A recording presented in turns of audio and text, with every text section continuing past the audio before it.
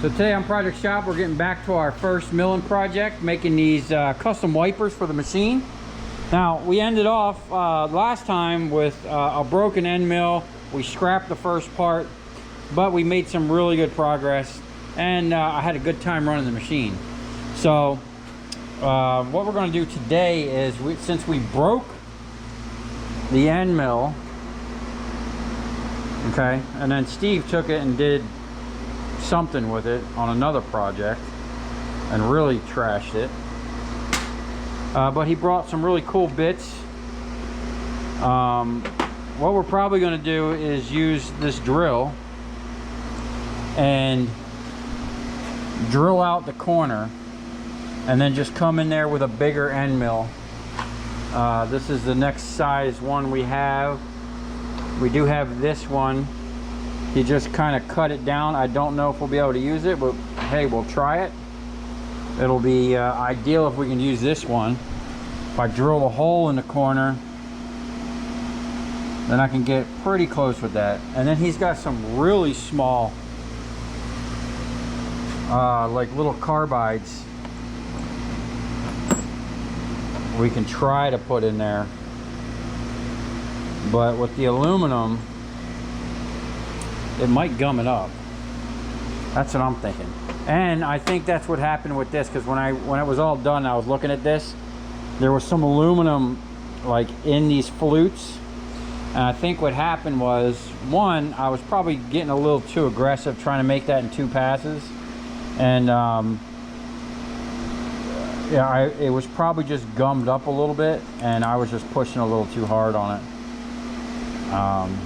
So, hey, we're here to learn and hopefully not break any more end mills. I knew that I was kind of pushing it with that little tiny one. But I mean, it was cutting like butter for a while.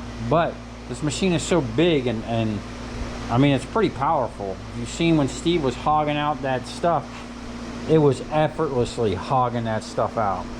And I think if we were running coolant, we would have done a lot better. I got overspray on here.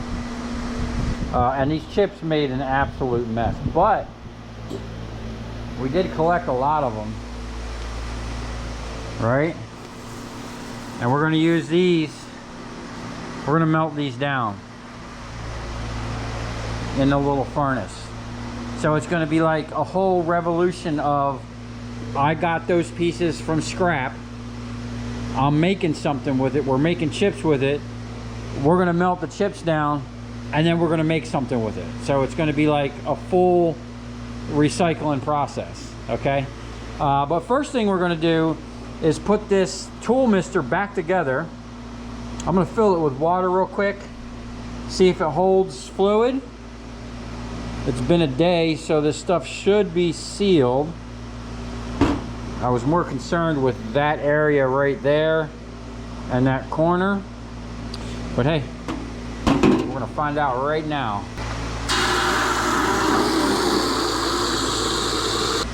I don't see anything sweeping out. Yeah. You didn't find it? Yeah, I did. Oh, okay.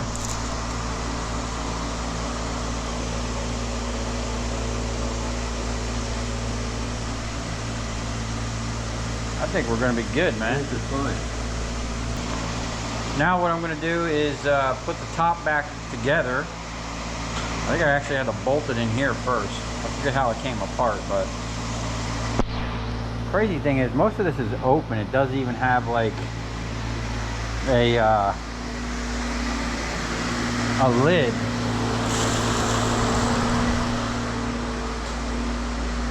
Oh, and thanks for the couple people that made a comment about the collet holder. I feel like such an idiot. Now, I will say, I went back and actually watched the video when I took this off. This is how this came, okay? So I just put it back on the way it was, and I wasn't understanding why it had this dumb thing on the bottom. It's because it's upside down. Thank you for making light of that. So I will try to flip this over, maybe not now, but I do get why that lid is on there now, to protect the collets from getting chips inside of it. It makes perfect sense.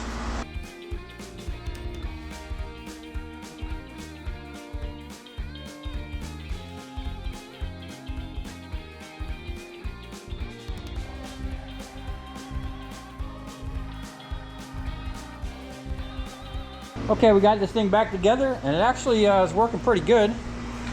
Just put this up here. So I had to adjust these up off the bottom because it wasn't letting me shut it off. Whoops. Yeah, so I had to adjust these up a little bit, but let's open that. Probably can't see it on camera.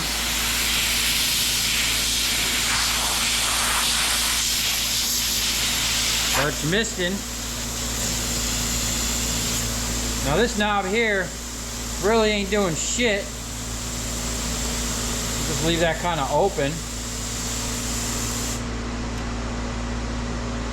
I might have to either wire in another 220 plug, or we're gonna have to run maybe my other little air compressor, because I can see this is gonna we're gonna need some more stuff. But for now, I'm gonna go ahead and mount this on the machine, and at least we can run our tools with a little bit of mist, and hopefully not break any more end mills.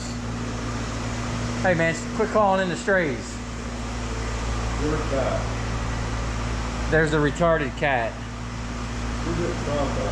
The little cat's cross-eyed. Steve's over here wire wheeling this frame. He got some air shocks he's going to mount on here, and we're going to cut and weld and cut and weld. What color are you going to paint this thing? Orange and chrome. Orange and chrome? What do you think? I think that's going to look cool. Orange, black, and chrome. Yeah, that's my colors, man. See? Orange, black, and chrome looks really good to me. All right, I'm gonna get this thing mounted up, and then we're gonna figure out what we're gonna do over here. I think what I'm gonna do is just zip tie this right to this, because this is, I can maneuver that around and put it right, you know, right there, and we'll be good to go.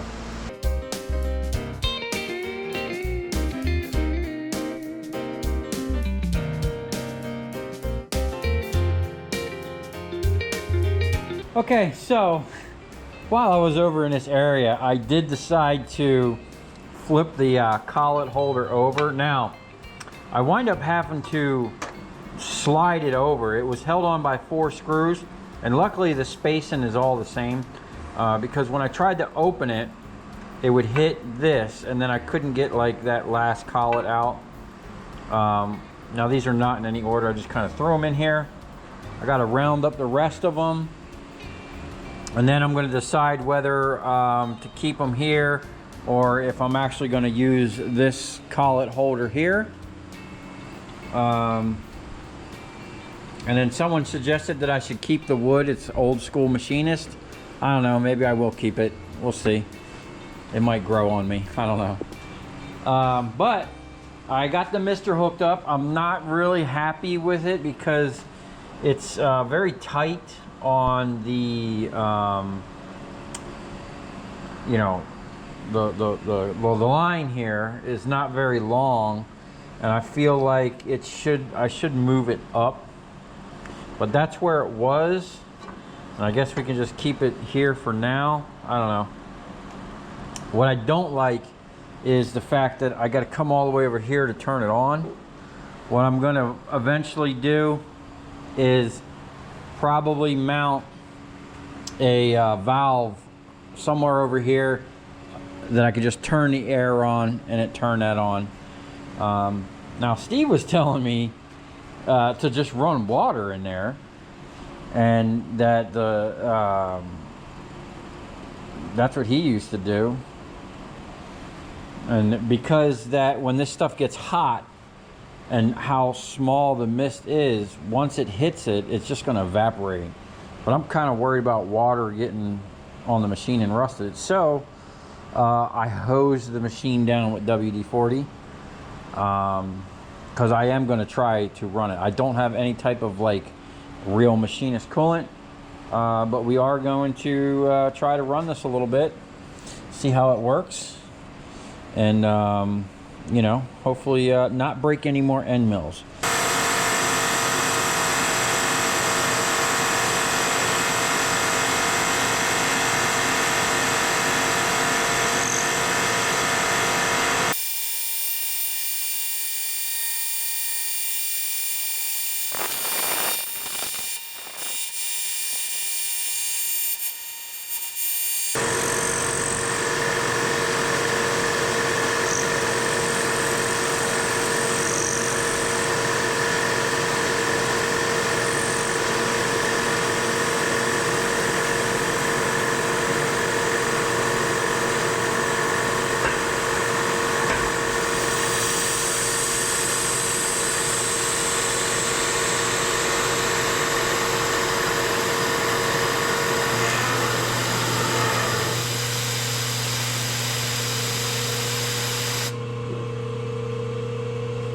Ah, okay.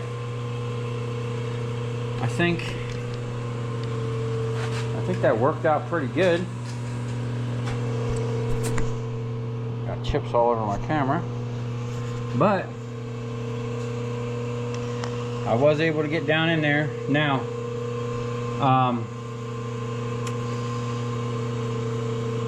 I'm definitely going to drill the hole here. So let's move this. We're gonna have to come down pretty much, and then we're gonna have to come way over, full rapid. That's probably good on that. Well, we'll see here in a minute. I absolutely love the power feeds on this machine.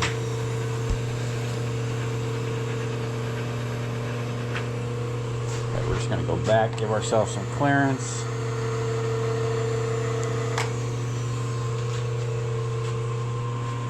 So we're getting there.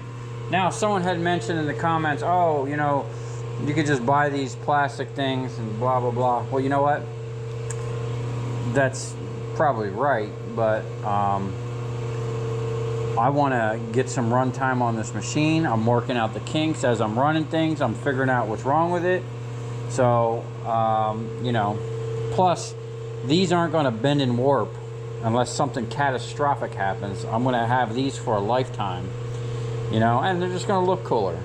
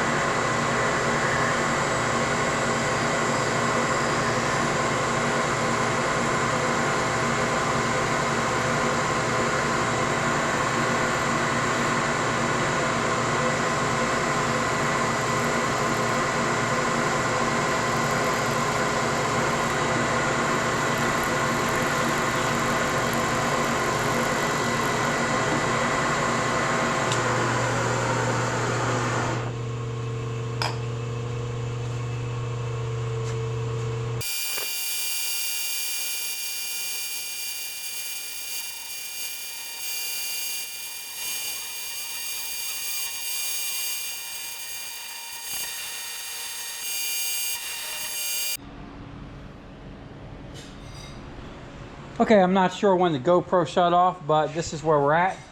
We got these pieces pretty much dialed in, okay? Other than where someone left their mark on it. They are pretty much perfect, okay? Now I do need to clean up that corner a little bit. I could just hit that with like a little file or something, and I'm going to clean up in there a little bit as well. It's kind of hard to get that angle. We're running both the feeds at the same time. But now I have a single one set back up in here, and what we need to do is basically shave down almost, let's see, it's hard to get a good accurate reading, but basically we're going to take off as much as we can right here without hitting the thing. And we're going to use this big old gnarly shell mill or fly cutter or whatever you want to call it. Now I don't know how well that's going to go, being that these things are kind of hanging out over the edge. It'd be better if I could actually get like clamped on here, but we're just going to take it easy and try. I got it pretty much dialed in. I put the dial indicator on there. It might be just out like 1,000, but that could be that could just be, it's actually pretty much straight on. Yeah, so we're pretty much level there. I'm gonna put that thing in there, and we're gonna send it, man. We'll make a pass over the whole thing and just clean it up and then start the test.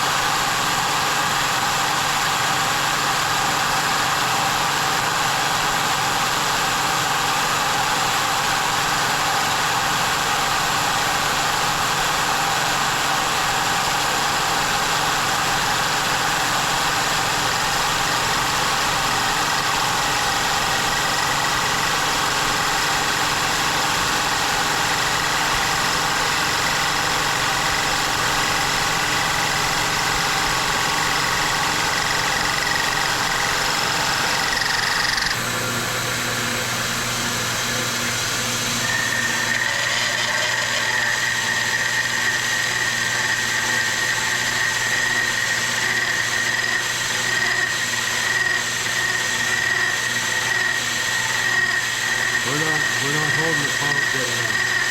Go ahead. Go ahead and run it.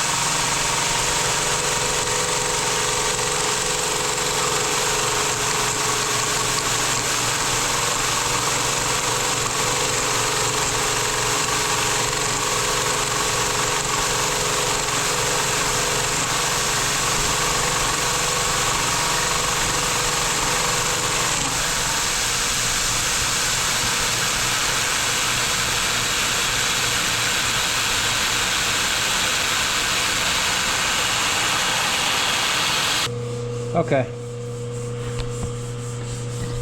I think I'm going to go, that's about as far as I'm going to go there. I probably should take half a cut of time, but I'm going to reclamp this and see if I can't get it to stop vibrating. Okay, this is the sketchiness that we had. Found a piece of aluminum and I put it back there to stop some of the chatter. Didn't stop all the chatter, but we got a lot of it out of it. So what I'm going to do is just reset up on the other side, and then as you can see, I cut like a 1/4 inch at a time. Steve thinks we're not getting enough coolant. I think we need some oil or something better than water. So I kind of hosed it down with WD. We're getting a little burr every once in a while getting stuck on that cutter bit.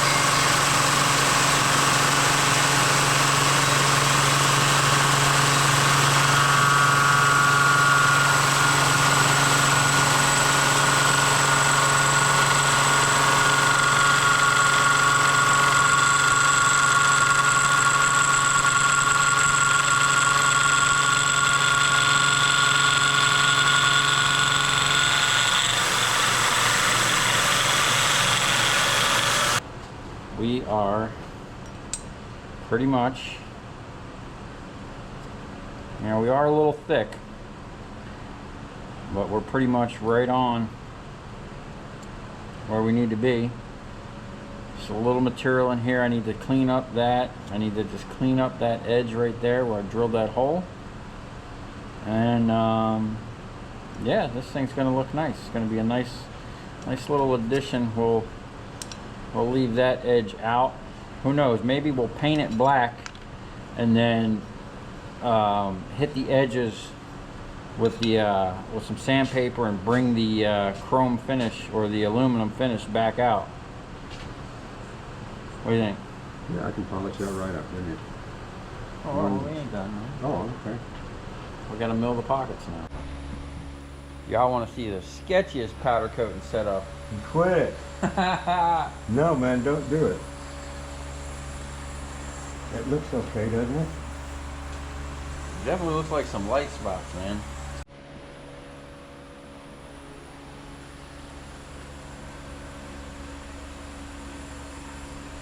Okay, we're back at it today. It's actually Easter Sunday, and yes, I am in here in the shop working, and Steve's out there sanding on a motorcycle fender. The work does not stop around here. So anyway, today what I'm going to do is attempt to finish at least one of these. I'm literally right there for this one here. I literally only have to cut out these recesses for the rubber to sit in and countersink the holes. Now I will be doing that on the side that has all the chatter, and then I am going to finish this other one. So when I cut this down to size going forward, we're going to take that big cutter out, we're going to put this cutter in, and we're going to crank up the RPMs a little bit, and hopefully that works. Now I was worried that spraying water on this was going to like rust everything. I don't know if that was already rusty. I think it was. But the machine looks good, and just in case, we're going to give everything just a good coat of WD-40. Now I know this isn't the best lubricant and this and that for milling, but that's all I have in the shop right now, and it seems to be doing a good job at keeping this thing from rusting. We're just gonna lube this thing down a little bit. Now I don't think we're really lubricating the bit, but we are cooling it down, because when that thing was running, I touched this part and it was cold right after cutting it, which was actually pretty incredible. Now this thing was gumming up. So this is the one that Steve was running the other day when he just hogged out a bunch of material at once. But we had that material clamped really good in the vise, and he was working right over that area. He wasn't out here on the end where, and it was this way, so there was a lot that really couldn't vibrate.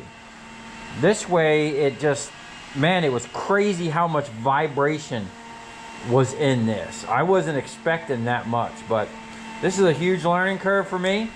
Like I've said, I never had a job running a milling machine. I did work one before years, I mean probably like 20 years ago. I messed with one and a lathe, but I never had a job where someone was like, hey, here's this blueprint, make this part. So this is all basically me just winging it. So I look at all the comments. I appreciate any feedback and suggestions, and I am working with bare minimum tooling. I literally have like those hold downs, a couple little things. I do have that rotator we will be doing a thing on. I do have a thing over there for like indexing, and just these collets you see here, and this stuff is old, been sitting around, and these are all used end mills and stuff like that. So as of right now, I have zero money out of my pocket into this, other than like maybe the can of paint I used to spray this, and all the cans of WD-40 and them green pads that I bought to clean this. I did not pay for this machine or the tooling, so I am way ahead of the game at this point. Any suggestions on things that I might need? I know I'm going to need a whole variety of end mills. I do need a fly cutter. I do want a boring bar. I do have, I think these are for the boring bar. I do have a little bit of that stuff. So I have a stainless table in my office. I'm going to put back here in the corner so I can put all the stuff we have for the mill, and you know, get a good good setup going here. We're definitely going to have to do some chip management, because this is crazy. I do have that jet vac system. I was actually thinking about firing up and seeing if I couldn't put a thing right here to suck the chips up, but I don't know if that's the right application for that. That's more like a dust collector, or we're just going to dedicate my vacuum, or we'll get a vacuum. I do like, someone suggested get a drum where I can just vacuum the chips up and let it collect in a drum, because we are going to collect these as best we can. I do have this, and as soon as Steve's done messing with this thing, we are going to fire up that kiln, and we're going to melt these chips, and then have a full cycle of, you know, this was scrap I saved. I'm making a part. We're going to take the tail ends, or the chips, melt it down, and make something else with it, which is going to be freaking awesome. And any suggestions of things that you might want me to make, leave in the comments. I'm open for some suggestions. I have a bunch of things I already want to make, but I literally want to be an American manufacturer. I want to make parts and products mainly out of aluminum and copper. So if you need anything, let me know. I'm not there yet, but one day I'll be there to make very precise parts. So I did find a bolt to fit in here. So this thing actually, it comes all the way off, but there's like a little spring-loaded ball, and there's a detent right there. You can just pull it out, swivel this wherever you want now. You know, that way if you have to bring it down, or if you have to reset it, you know, it works a lot better than it just stuck in one position. Okay, and I haven't figured out any of this stuff yet. I'm pretty sure this has something to do with a power feed. I haven't messed with that yet. And yes, I am going to buy the manual for this. So if there is some parts that I need to get to fix this, which it is working great. That was a huge difference. We did remove the washer and then grind one down and put it back here. Made a huge difference being able to actually operate this, because the power feeds are nice, but when you're doing little things, I already can see that you need to be able to manually turn this thing.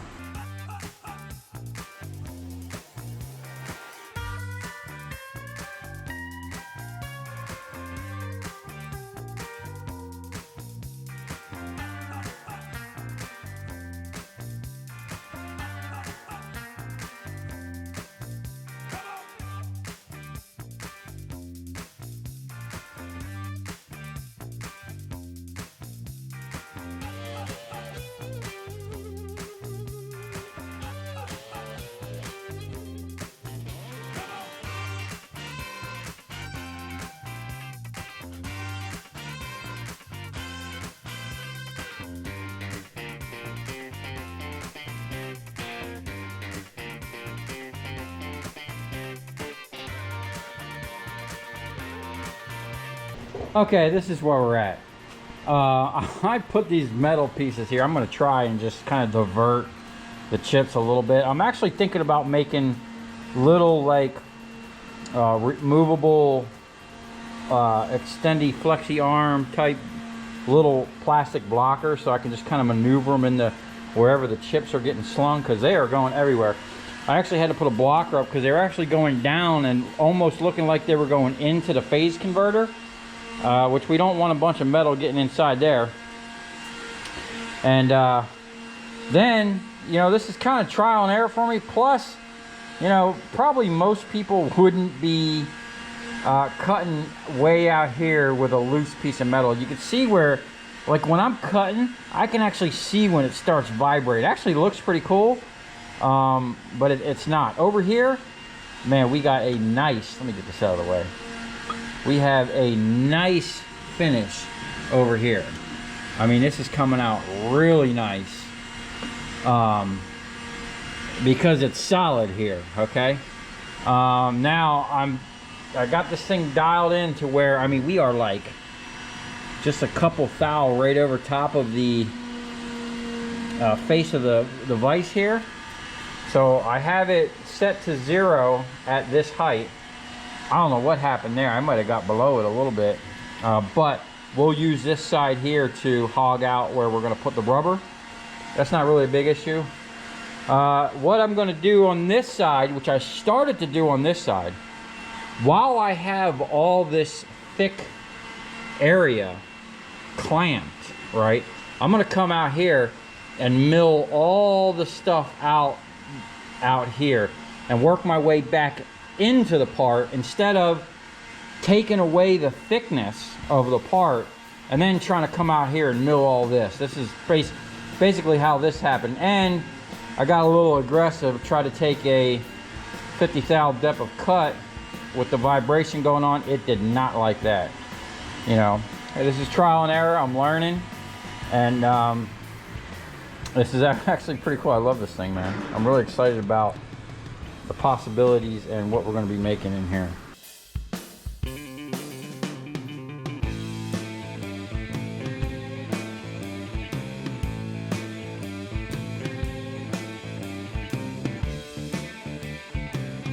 Okay, we got these things pretty much cut down. Now,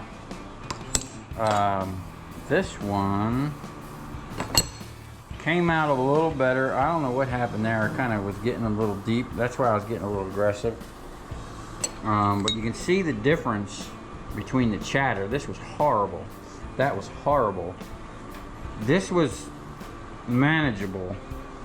And this was much better. I actually, what I did is I left it really thick up here, and I just started back in here and kind of mowed it back into it, which seemed to work a little better.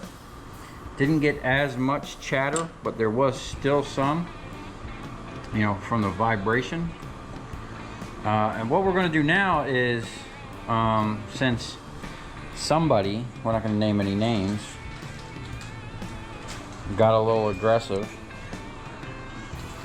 with the end mill there, we're going to use this as the back one, and I'm going to use this as the front one. What I want to do before I go any further, I want to put this back up in there and just kind of cut just a little groove in here, kind of make it look a little different. And then yesterday I had made these measurements here. I measured all that, and then I just kind of, I measured it actually with this at first. This actually goes to 30 seconds. And then I broke this out, and literally they were, all these measurements were right on. So we're going to transfer them onto here and hopefully not mess these parts up.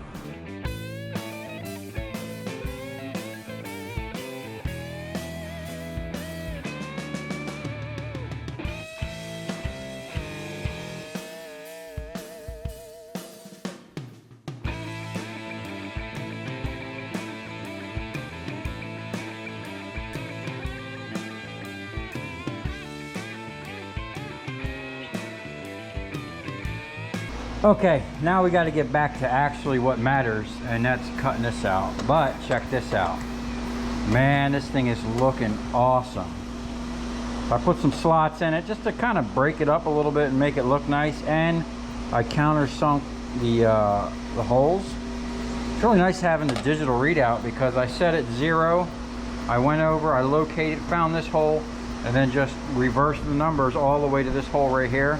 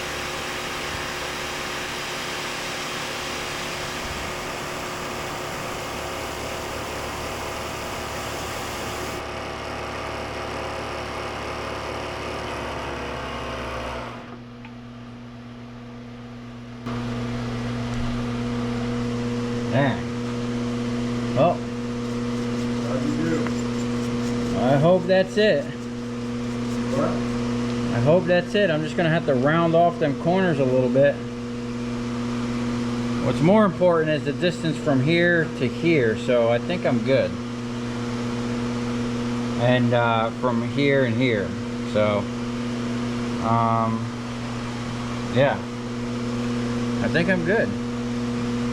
This is a little wonky up in here, but I don't want to play with it too much.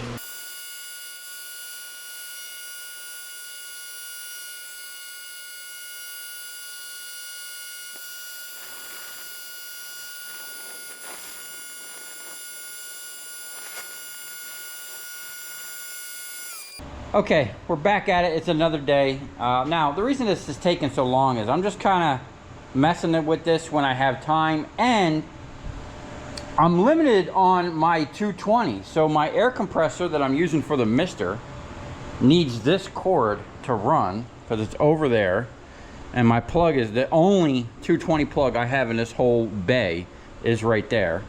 And then Steve was running some parts yesterday, powder coating, and he kind of look at that hot spot.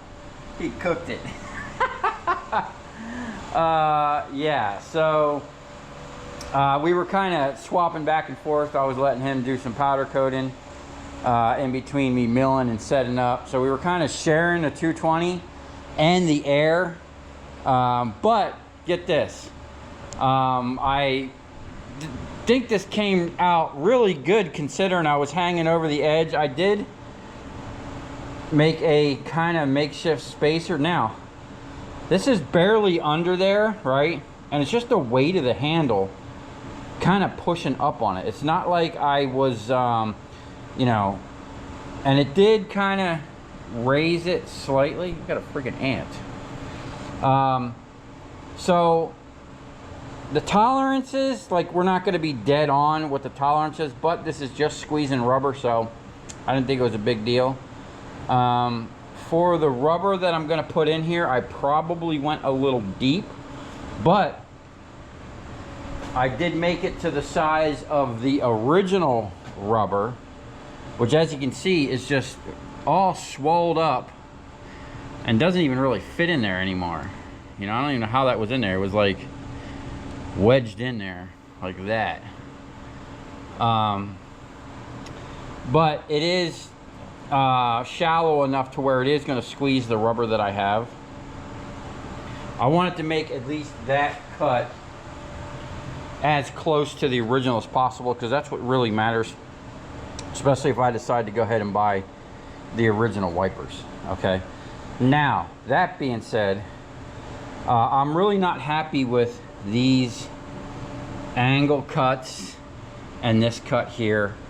I don't even know, like, you know, doing it manually, it's really hard. I got this one relatively good, but I want straight cuts and I want to clean this up. So I'm going to do something totally unconventional. Steve kind of laughed at me, told me the internet was probably going to laugh at me as well.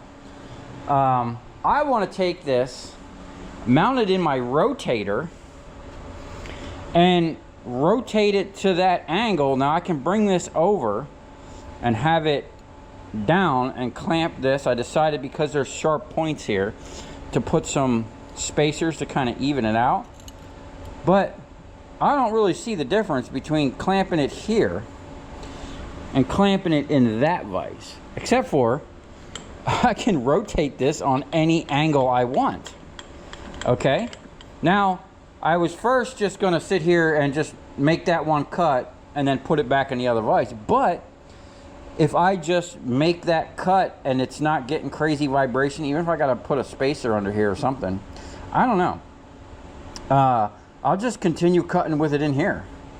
So what I'm going to do is, since this is the nice piece that I have that I want for the front, I really don't even think it matters. I'm going to try it on that one first, because that's going to be the one I'm putting on the back. And then if it works, I'm going to come up in here and clean all this jagged stuff up here. I'm really not happy with the way that came out. Now, I was just going to take a file and clean that up. You know, I did kind of get a little off on my hole. I went a little high. But there's really nothing I can do about that at this point. We're just going to leave it.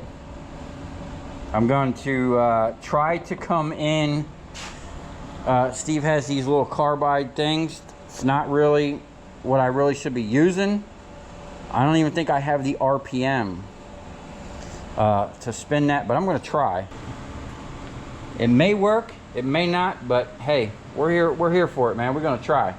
I'm always trying to think outside the box. I don't know how without having this on a swivel base, which I've seen, which I'm definitely going to wind up getting. It's on the list. Well, I'm going to put it on the list. I've already made a list of things that we need to up our game with. We need more tooling, better cooling, better chip management, better electric. Oh, the stopper switches, I still need to find the screws for that, and machine lube to lube the machine, because I've just been sitting here hosing it down with WD-40. The internet keeps telling me that's not a lubricant, but I'll tell you what, the machine hasn't rusted, and I've been blasting straight water as coolant, which, you know, the internet's probably going to laugh at me for that too, but Steve says they had a water-based coolant. They would either use straight water or mix it with something. But I see it, as soon as it hits here, it evaporates. Like there's no puddles of water anywhere. And I don't know. I think it's working great. Now, chip management is a big deal because these chips basically found their way all through the shop, literally right into my office. So that is going to be something we're going to have to work on for sure. And for that, I have this plexiglass that I've been holding on to that I literally pulled out of a dumpster. Okay, I got 3 pieces. This one's kind of thick. This one here, I think I'm going to make a couple little pieces with. But I like the fact that this thing has corners on it. I think what I'm going to do is cut this down and just literally make a bracket so I could put this thing, well, now that I'm putting it up here, it does look kind of excessive. I want to make, well, I guess if I cut it down, it's not going to be that excessive. So I'll probably cut it somewhere around here, and then it literally will block all the chips from flying everywhere. And then I can get some type of vac in there. I don't know if I'll use this all the time, but what I'm thinking is I want to take sections out of the corner here and then make a little thing on an arm that I can kind of just put in certain positions, because depending on which way you're cutting is dependent on which way you're sending the chips. So I'll probably have to make 2 of those, but I think I can condense the chips to not be slung all over the shop like this. Because that's unacceptable, you know. And we want to collect as many of these chips as possible, because I plan on melting all this shit back down and making something with it. So anyway, I'm going to get right on getting that thing mounted up on here, and we're just going to see if we can cut that angle a lot better than freehanding it.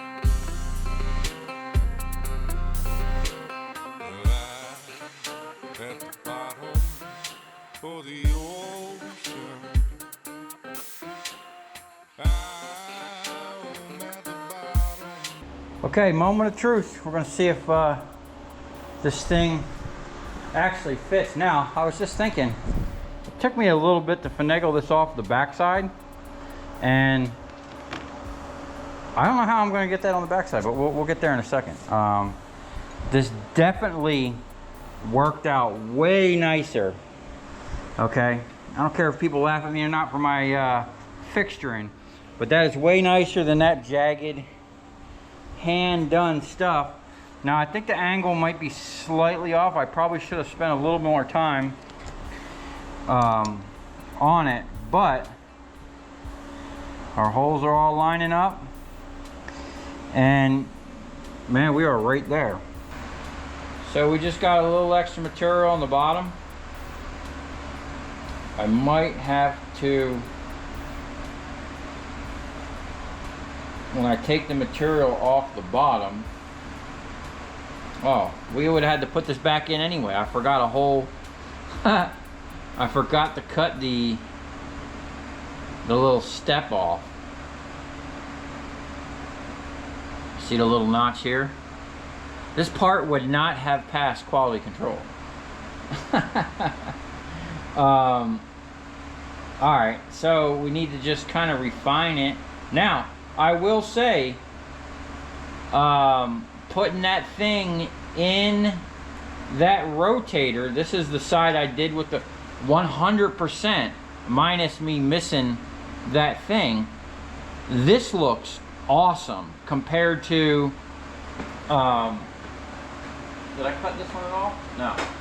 Compared to this wonky stuff that happened over here. Now, I cleaned that up a lot, but when I was doing it by hand, I kind of got past my line. So I just re-scribed the line and stayed to it, even though it's a little thing, it's straight on. And I got this line straight on. This side came out great, except for the fact that I missed I missed an operation. So I'm actually probably just going to put it right back in the rotator, because with the rotator I could rotate this around. Now what I'm going to have to do is find a way of zeroing that thing. Huh. I mean, there's a lot to this machine and stuff. But now let me show you the dilemma I have in the backside. So when I pulled that plastic piece out, I'm pretty sure I like kind of tweaked it and bent it, and I didn't even think about this until just now. There's no way to tweak and bend that aluminum. So what I'm hoping is, I'm hoping I can raise this bed high enough so that it comes up past here. And then, oh, that's not even gonna work either. Oh, I guess if I go high enough, I can get it in there. It would have to come all the way up to here. Otherwise, I don't know how I'm gonna get this on there, honestly. That's something I didn't think about. Now on the front, it's no problem, it's just gonna slide on. Bam. And that, I mean, let's just do a comparison. Aluminum or black. Now check this out. Let's put the other one on there, because the other one's going to be a hybrid of black. And don't worry, I will be cleaning that crap up. I wonder if these bolt holes are gonna, see that one there, that's gonna look nice. So what I'm gonna do is paint this black, expose the aluminum here, and leave that exposed machined, and that's gonna look way better than this. So until I figure out how I'm gonna get that aluminum piece on the back, I might actually have to just use this plastic piece on the back side. I don't know, but you can see the little space there. I'm wondering, yeah, I can already see the holes. This one might go. Yeah, what's happening is when I go up, it's bringing that tip into the way here, so I probably have to shave like a couple thous off the bottom there. Now another thing I did, and don't mind my sketchy bolt that's not supported on the backside, when I put this under here and shimmed it, I found a shim that just fit under there, it barely squeezed in, and I noticed it came up just a hair. Oh, we better tighten that up there. It was pushing the part up. I probably should have measured it with a dial indicator. So what I did is I held back. Instead of going to 100, I only went to 90. So that's 10 thou, I think, on a full revolution. So I only went to like 90, and I left a little bit more material on there just because I was, you know, kind of pushing up on the part a little bit to keep it from vibrating. But I'll tell you what, the little ghetto vibration thing worked great. Now, I would never do that if I was trying to hold like a tight tolerance, or if I was making a part for someone. I would figure out how to properly fixture the part and clamp it down, you know, probably somehow like,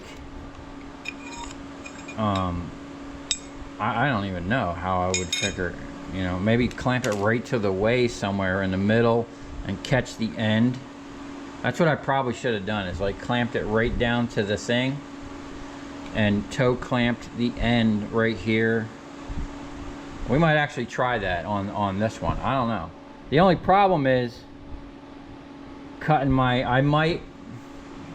it sucks because once I have it in there, I can just rotate it, cut that line, rotate it back, and then cut everything, rather than taking it out, trying to sweep it and straighten it. I don't know. There's many ways to do it, but see all that chatter? I did stop that chatter from happening. Where's that other part? That chatter was horrible. We literally have no chatter in there. That's perfect. You know? I should mic that from that side to that side because I was pushing up on it. I don't know. I'm gonna wrap this up now. It's kind of getting late, and I got a lot of shit to do tomorrow. This is kind of just like I'm messing with this on the side. It's all that black stuff. I was cranking on that oil. Oh, and I did have to move that head forward like 5 inches because I was almost crashing into the back. But hey, man, this thing's awesome. So what I'm gonna do is like I do every night before I call it a night. We're gonna hose everything down with WD-40 because I was spraying water on here. I know everybody in the comments saying this is not a lubricant, this is not this and that, but I'll tell you what, WD-40 does an amazing job at keeping the rust out. So we're just gonna lube everything down. Now, another thing I noticed, I am gonna have to try and pull this top piece off. I wanna do this kind of soon. And you know what? That's how I'll get that aluminum piece. We're gonna have to do that. I need to straighten these things out. Somehow these got bent. And what's happening is when it goes forward, these things open up. And then when it goes back, they're supposed to be like little wedges to push the chips up. But man, they're letting chips get up underneath of it, and then I can see how it's making the bend even worse. So it's another thing we're gonna put on the list. But for now, I'm gonna call this a wrap. We're gonna have to work on a couple things. Chip management is definitely a thing. I'm literally getting chips in my beard with this thing. But overall, man, I'm in love with this machine.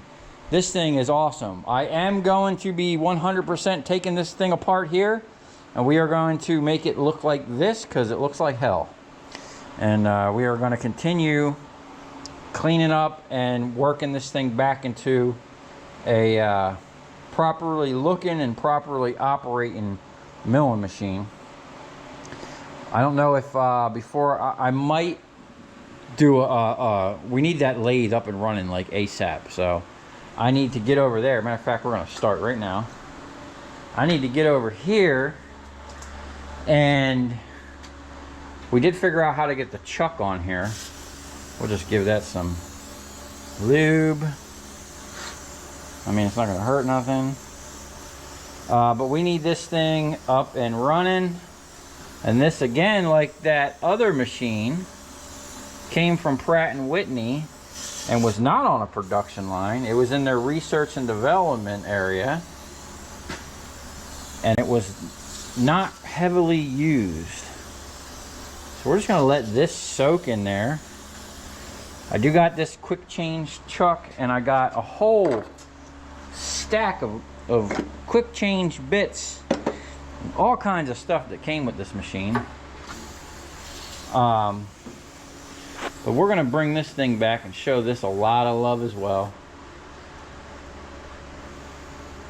I'm not sure how really this thing works. There is, I'll open that up and show you, man. There is crazy wiring going on in there. We just want to get everything a good start. I'll come over here and really clean this thing up. And check this out. This thing has a digital readout there, here. There's the cables for it. That thing is for the thing. I got to talk to the dude, tell him we need the digital readout. So there's another YouTube channel called Inheritance Machining. He literally got a lathe just like this. Now, this Feeler High Accuracy Series 2 is a replica of like the real deal original one. And he's got one that's a replica of the real deal original one as well. Yeah, we're just gonna let it eat some WD. It's a good start. Probably should have blew this thing off first. I don't know. Now we just soaked all this stuff. That's all right. It's gonna get a good thorough going over. We're gonna polish the hell out of this thing. And I'm looking for another lathe. We need a big boy lathe, because here's all the parts for the granulator. I can chuck my shaft in here, right, on the outside. It's not gonna fit on the inside. The problem is I'd have to pull this tailstock off and put like a steady rest back here. And really, this thing is just not big enough. What we need to do is be able to hold it here and put a center, like a live center in here. There's just not enough room here. But this is going to be a good lathe for me to work on and, you know, learn on and, you know, do all the little smaller, intricate stuff that we're going to be doing. And then we need a big boy lathe. We need something, you know, at least twice this size. I think what I'm going to do is turn this sideways here, put that on the other side, and then we can put another machine right here, and then I'll move this table down a little bit. I don't know.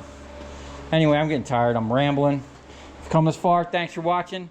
If you have any suggestions, ideas, comments, leave them below. If you think I'm crazy for using that rotator, let me know. And we'll see you on the next one.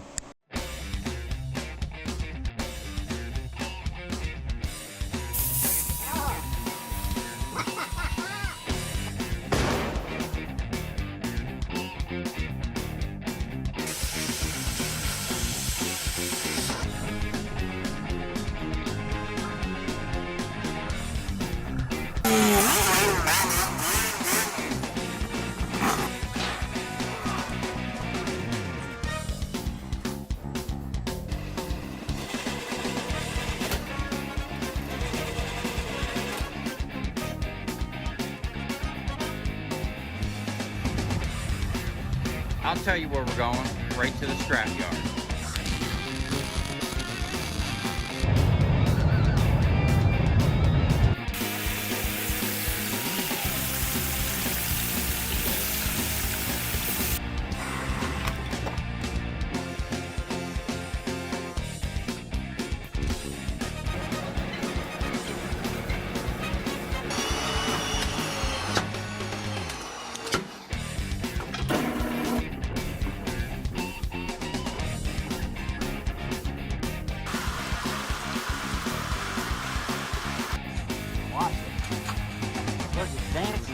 copper dance before?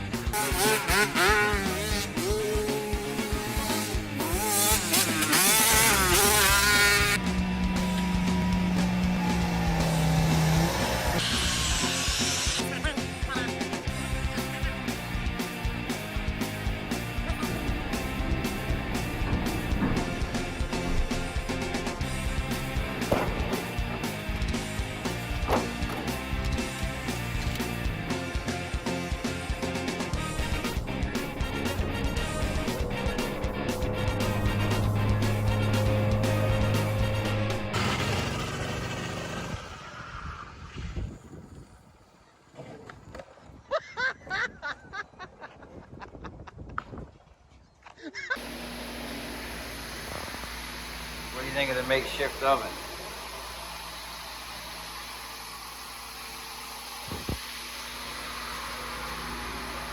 This one's got clear on it. This one doesn't. I